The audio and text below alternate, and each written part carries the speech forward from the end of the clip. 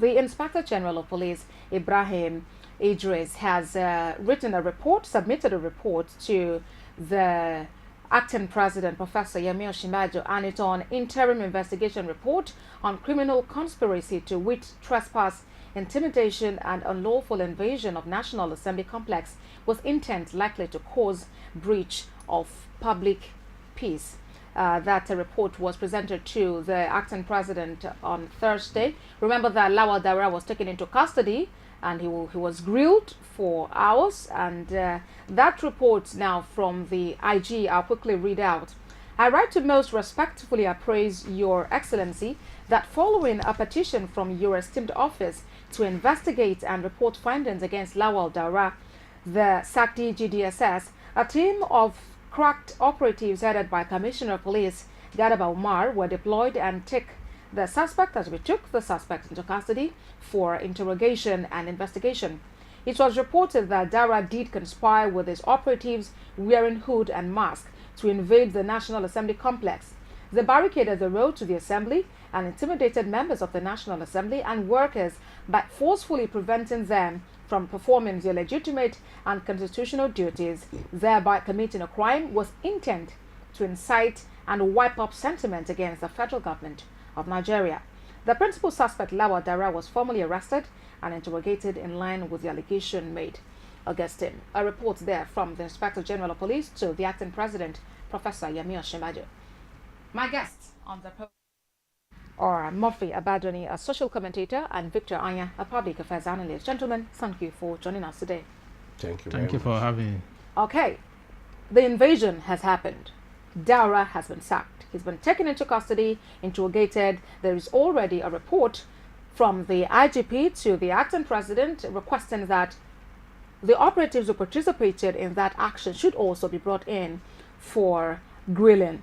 This whole issue, what do you make of it, Victor? Well, it's a heady development for the action taken so far by the acting president. This is what I personally have been expecting from the presidency. We should not forget the case of the Inspector General of Police, which was ordered to go to Benue where people were being massacred. And he refused to go there. The president confessed with his mouth that he never knew that the IGP disobeyed him. But today he's still enjoying his benefits, he's still enjoying the office and all the allowances. Things are not done like this in decent societies, because if there is no discipline, there will be chaos.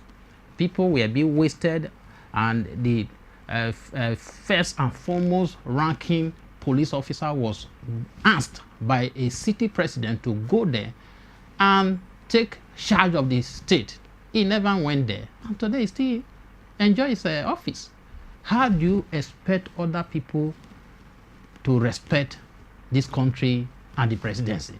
So this decision taken by the acting president is a healthy development, because there must be discipline. You can't be in a company you are not obeying constituted authority, and you expect such a management to tolerate all your excesses. It's not done anywhere.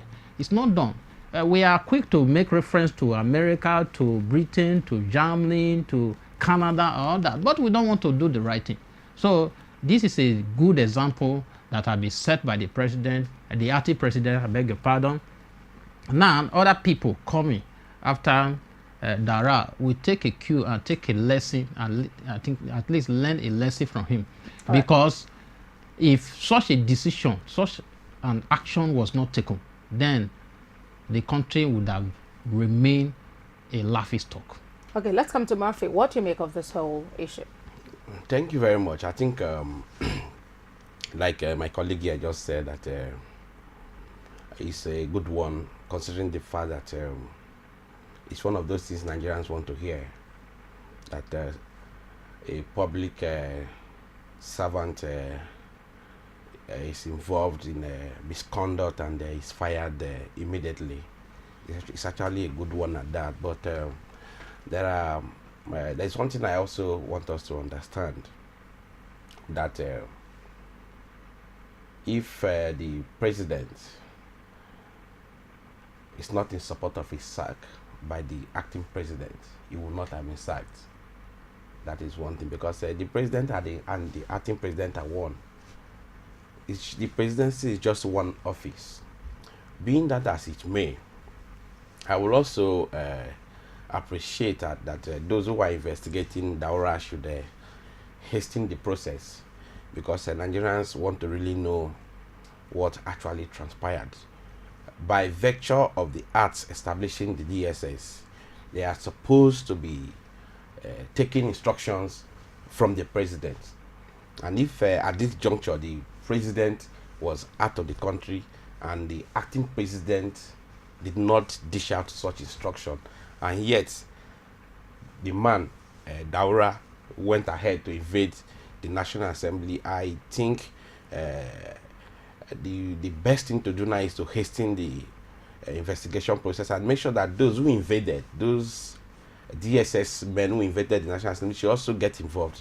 They should be brought to a book also. And we must begin to also ensure that people are disciplined, that people are legally dealt with when such offenses are committed, because that is one thing we have really lacked here. If you remember, this is not the first time we are having such nonsensical scenarios.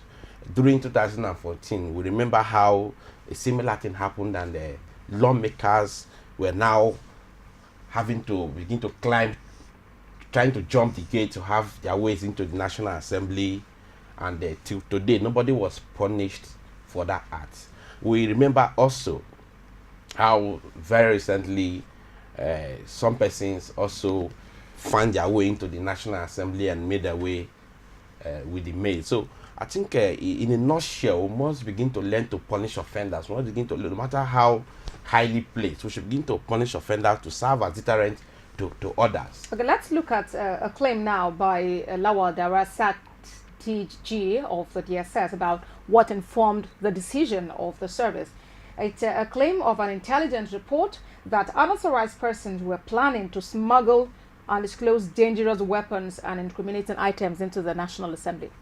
That's the claim for which an order was given for those hooded members, officers now of the DSS to invade the assembly. Yeah, as beautiful, as fantastic as that excuse may be, or appear to be, what stops him from communicating with the acting president? That is just the issue.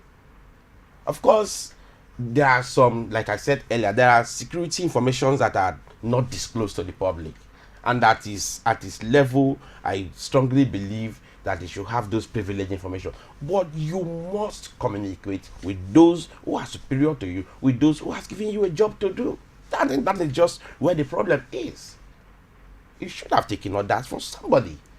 Those you are taking orders from has also a way of saying, okay, if that is the case, you go this way, you don't go this way, you approach the situation this way and all that. You can't bash into the National Assembly and invade the place and create a very negative picture of Nigeria before the entire world, create more problems for the president, create more problems for the federal government. Right now, already he's been interrogated, and as we read out in that statement, the IGP is calling that all those officers, you also have mentioned something about it, that each of those men who was part of that process should also and just to add to what he has said there, if there was such information or intelligence, do you suppose to close a whole National Assembly because of that? All you need to, you know the members of the National Assembly, they are just 360 for the House of Rep and 109 for the Senate.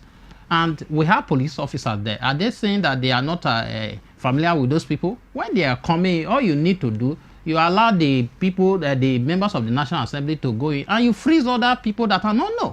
You can't just close the National Assembly based on the information you get. That means if we have information about bombing somewhere, that means the whole country will be shut down. Things are not done that way.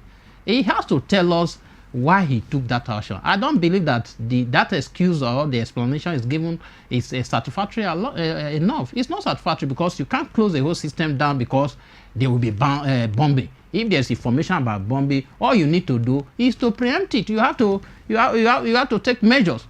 All right. So that it doesn't happen, not that you close the National Assembly down. Okay. On the day this incident took place, leadership of the National Assembly was to meet and deliberate on the violent request by the presidency with regards to the 2019 elections. That meeting was postponed indefinitely. Afterwards, they actually did meet with INEC chairman, talking about the same budget and about the Electoral Act Amendment Bill. Now they are to reconvene next week, the House to reconvene next week, either Tuesday or Wednesday. The Deputy Speaker of the House of Representatives addressed the press along with the other members of the APC caucus in the House, talking about their plan to reconvene to specifically talk about the 2019 elections budget. The aftermath of that action now, its implication on our democracy, how do you view it? Even myself, I'm so distressed to hear about convening the National Assembly simply because of issue of INEC. Because I don't know that before you bring up a supplementary budget, you would have exhausted your main budget. In our own case, the main budget has not even been touched. They have not even started implementing the budget, and you are talking about supplementary budget. We are just making ourselves a laughing stock in this. What if already there are appropriations for different projects? What we are saying now is that there is a budget for INEC. You are bringing a supplementary budget that surpasses the main budget. That is strange. I've never seen such a thing before.